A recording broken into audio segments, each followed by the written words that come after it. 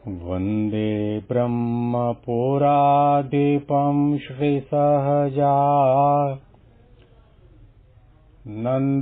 च मूलाक्षरम्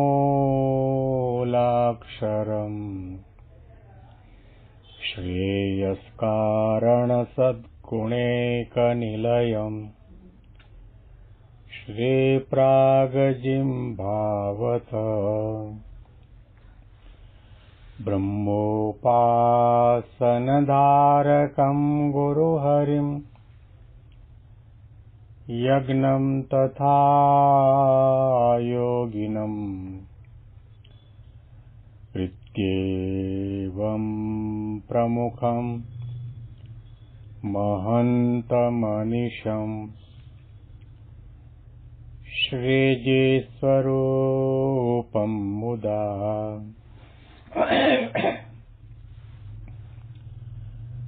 મહિમાનો મહિમા પ્રવચન માળામાં આજે 26મી ડિસેમ્બર 2024 ગુરુવાર અને એકાદશીના પરમ પવિત્ર દિવસે તમામ સંતો હરિભક્તોને મારા સાષ્ટાંગ પ્રણામ. જય સ્વામિનારાયણ. હેપી વચનામૃત દ્વિશતાબ્દી મહોત્સવ. હેપી પ્રમુખ સ્વામી મહારાજ શતાબ્દી મહોત્સવ. છેલ્લા ઘણા દિવસોથી આપણે અંત્યનું 21મું વચનામૃત સાંભળી રહ્યા છીએ. એના અંતિમ ભાગમાં પ્રવેશ કરી ચૂક્યા છીએ અને શક્ય હશે તો આજે આ વચનામૃતની આપણે સમાપ્તિ કરીશું. શ્રીજી મહારાજ આ વચનામૃતના અંતિમ ભાગમાં આ વચનામૃતનું જે ટાઇટલ છે એના ઉપર ભાર મૂકીને વાત કરે છે. સોનાના દોરાનું આ વચનામૃત છે. સોનાના દોરા જેવી ભક્તિ કરવી એટલે કે એકાંતિકી ભક્તિ કરવી. સોનાના દોરા જેવી ભક્તિ કરવી એટલે કે 3 દેહ 3 અવસ્થા અને 3 ગુણોથી પર થઈ પોતાના આત્માને બ્રહ્મરૂપ માની પરબ્રહ્મ પુરુષોત્તમ નારાયણની સ્વામી સેવક ભાવે ભક્તિની ઉપાસના કરવા. સોનાના દોરા જેવી ભક્તિ એટલે કે ભગવાનના પ્રગટ સ્વરૂપની અંદર અખંડ દિવ્ય ભાવ, નિર્દોષ ભાવ, દિવ્ય બુદ્ધિ, નિર્દોષ બુદ્ધિ, અલૌકિક બુદ્ધિ, એક ક્ષણના માટે પણ જાગ્રત સ્વપ્ન કે સુષુપ્તિ અવસ્થામાં એ પ્રગટ સ્વરૂપની અંદર આપણને મનુષ્ય ભાવ ન જ આવે. સોનાના દોરા જેવી ભક્તિ એટલે ગમે તેવા આપતકાળ આવે, દેશકાળ બદલાય, દેહમાં રોગ થઈ આવે, કરોડપતિમાંથી રોડપતિ થઈ જઈએ, ભીખ માગવાનો વારો આવે, અપમાન થાય, તિરસ્કાર થાય, હળદૂત થવાય, તો પણ આંબો તે આંબો અને લીમડો તે લીમડો, જેના નામની હું માળા કરું છું, પૂજા કરું છું, દર્શન કરું છું, આજ્ઞા પાળું છું, એ મારો ઈષ્ટદેવ સહજાનંદ સ્વામી સર્વોપરી ભગવાન છે. અનંત કોટી બ્રહ્માંડની અંદર એના સિવાય બીજો કોઈ પણ કરતા હરતા નથી. એ મારા ભગવાન, એ મારો આરાધ્ય દેવ સદા સાકાર છે, દિવ્ય છે, અલૌકિક છે, અંતર્યામી છે, સર્વજ્ઞ છે, સર્વત્ર છે, મારા રક્ષક છે, મારા પોષક છે, મારા આધ્યાત્મિક માર્ગની અંદર ઉન્નતિ કરવાવાળા છે. સોનાના દોરા જેવી ભક્તિ એટલે અક્ષર પુરુષોત્તમ મહારાજનું ભજન કરતા નાના મોટા ત્યાગી ગ્રહી ભાઈ કોઈનો પણ ક્યારેય પણ અભાવ ના આવે, અવગુણ ના આવે. દરેકને માથાના મુગટ મનાય, દરેકના ચરણની રજ લઈને માથે ચડાવવાનું મન થાય, દરેકના ગુણ ગાવાનું અને ગુણ સાંભળવાનું મન થાય. અને દરેકનો ઉત્કર્ષ થાય, દરેકનું કલ્યાણ થાય એવી એક ભદ્ર ભાવના આપણા રોમ રોમમાં પ્રગટે તો સમજવું કે આપણી સોનાના દોરા જેવી ભક્તિ છે. શ્રીજી મહારાજના આ વચનામૃતના અંતિમ શબ્દો આપણે સાંભળીએ. જેમ સોનાનો દોરો કર્યો હોય કે 6 ઋતુમાં સરખો રહે પણ ઉનાળાને તાપે કરીને ઢીલો થાય નહીં, તેમ જેનો દ્રઢ સત્સંગ હોય તેને ગમે તેવા દુઃખ આવી પડે તથા ગમે તેટલું સત્સંગમાં અપમાન થાય પણ તેનું કોઈ રીતે સત્સંગમાંથી મન પાછું હટે નહીં. એવા જે દ્રઢ સત્સંગી વૈષ્ણવ છે તે જ અમારે તો સગાવાલા છે અને તે જ અમારી નાત છે.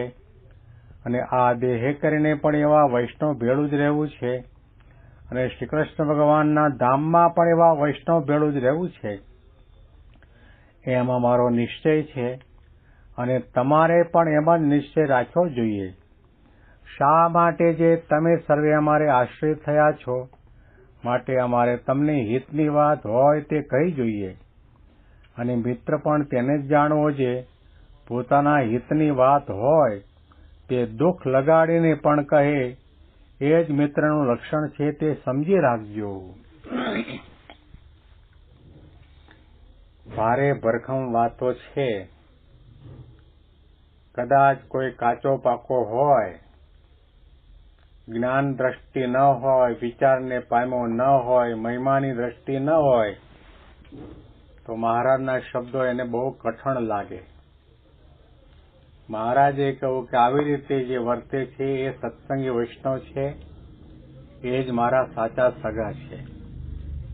એની સાથે જ મારે રહેવું છે. આ લોકમાં અને પરલોકમાં ભગવાનના ધામની અંદર પણ એના ભેળા જ રહેવું છે. ભગવાનના સાચા સગા એમના ભક્તો અને સંતો છે.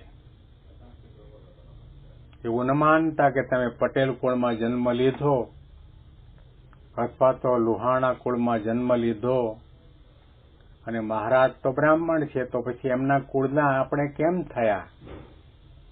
મહારાજ આધ્યાત્મિક સગપણ બતાવે છે. આધ્યાત્મિક સંબંધ આપણો મહારાજની સાથેનો કેવો હોવો જોઈએ, ભગવાન અને ભક્તની વચ્ચેનો કેવો હોવો જોઈએ એ બતાવે છે. તમારે મારી સાથે સંબંધ રાખવો હોય ને તમે મારા સગાવાલા છો એવું તમને દ્રઢપણે મનાય ક્યારે? મહારાજે કહ્યું સોનાના દોરા જેવા હરિભક્ત થાવ ત્યારે. અને આવી બધી વાતો મહારાજે કરીને છેલ્લે મહારાજે કહ્યું કે મિત્ર એને કહેવાય કે દુઃખ લગાડીને પણ હિતની વાત કરે. સગોવાલો એને જ કહી શકાય કે જે દુઃખ લગાડીને સાંભળનાર વ્યક્તિનું ભલું થાય, એના દોષો, સ્વભાવ, પ્રકૃતિ, અણસમજણ, ખામી બધી દૂર થઈ જાય અને ઉત્તમ કોટીનો ભક્ત બને, એકાંતિક ભક્ત બને, ભાગવત ધર્મ સિદ્ધ થાય એવો ભક્ત બને, એવી વાત કરવાવાળા હોય તે સાચા મિત્ર છે. જગતમાંથી તોડે ને ભગવાનમાં જોડે. દેહની સંબંધ, દેહ સાથેની પ્રીતિ તોડીને ભગવાન અને સંતની અંદર જોડી આપે. નિષ્ઠાની દ્રઢતા કરાવે, ધર્મની દ્રઢતા કરાવે, ઉપાસનાની દ્રઢતા કરાવે, સમજણની દ્રઢતા કરાવે, દાસત્વ ભાવની, દિવ્ય ભાવની, મહિમાની અને નિષ્ઠાની દ્રઢતા કરાવે. એ આપણા સાચા સગા છે. એ આપણા સાચા મિત્ર છે. અદ્ભુત વચનામૃત છે. ધર્મમાં પણ ભક્તિ સરખી મહાનતા આવે એની વાતો પણ મહારાજે કરી. મહારાજે પોતાના રસ, રુચિ, અભિપ્રાય, ગમો અણગમો પણ આ વચનામૃતમાં બતાવ્યા. મહારાજે કહ્યું કે અભાવ અવગુણ તો ક્યારે લેવા જ નહીં અને જો સત્સંગી કહેવાતો હોય ને અભાવ અવગુણ લેતો હોય તો મહારાજ કે અમને દીઠો ગમતો નથી. અને મહારાજે એ પણ કહ્યું કે પોતાના સગા સંબંધીમાં હિત રાખે તો મહારાજે કહ્યું પંચ મહાપાપ છે એના કરતા પણ એને મોટું પાપ લાગે છે આત્મસત્તા રૂપે રહીને ભગવાનની ભક્તિ કરવી.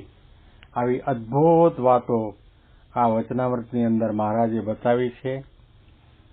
આ વચનામૃતનો સાર આપણા જીવન સાથે વણાય, આ વચનામૃત આપણને આત્મસાત થાય અને ભગવાન આપણને જેવા બનાવવા માગે છે એવા આપણે બનીએ એવો સંકલ્પ કરીએ, એના માટેની પૂર્વ તૈયારી દાખવીએ. ભગવાન અને સંતની કૃપાથી, એમની દ્રષ્ટિને આશીર્વાદથી આપણે એ ઉત્તમ કોટીના ભક્તની પંક્તિમાં ભળીશું એવો એક વિશ્વાસ રાખીએ. અહીંયા આગળ આ વચનામૃતની સમાપ્તિ થાય છે. આવતીકાલે આગળના વચનામૃતનો પ્રારંભ કરીશું. ઇતિ વચનામૃતમ.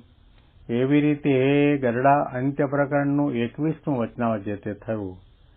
તમામ સંતો હરિભક્તોને સાષ્ટાંગ પ્રણામ. જય સ્વામિનારાયણ.